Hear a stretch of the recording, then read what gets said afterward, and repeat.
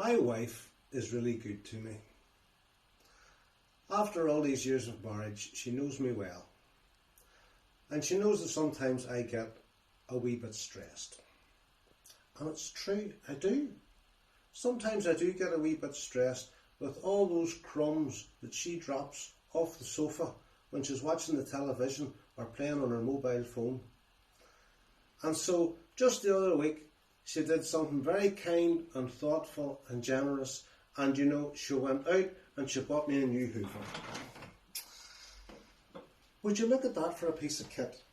It's really modern and high tech and very powerful, and it's just tremendous. It even came with a little bag of extra accoutrements for me to get into all those awkward places, so that there's not a crumb is safe in this house now, let me tell you.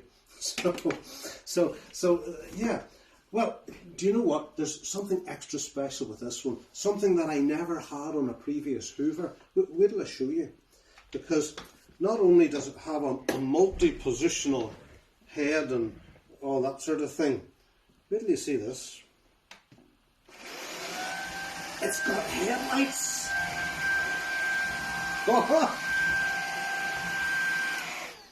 How cool is that? So it shows up all the dust and all the crumbs, and I make sure I get it all well scooped up into my new Hoover.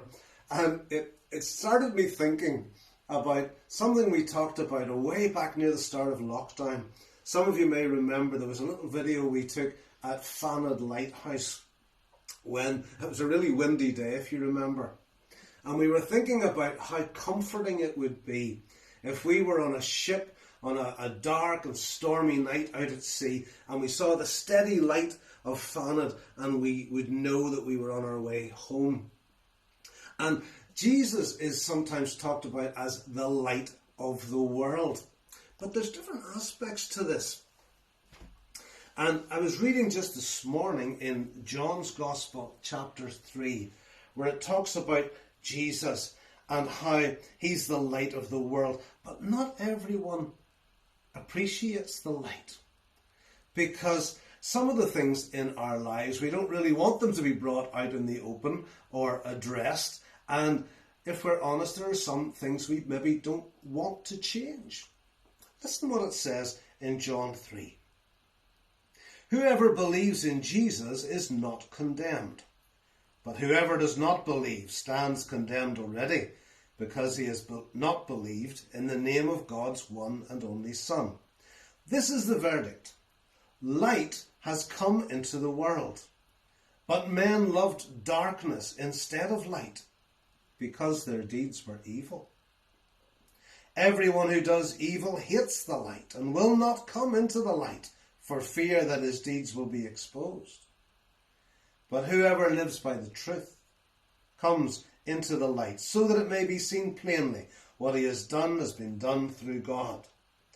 For God so loved the world, he gave his one and only Son, that whoever believes in him shall not perish, but have eternal life. Amen. May God bless his word to us here today. Let's not be afraid to come to the light of the world, Jesus.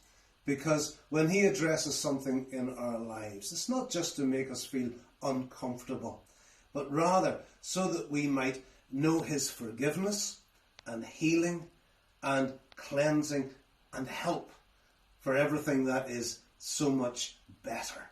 Let's think on that today.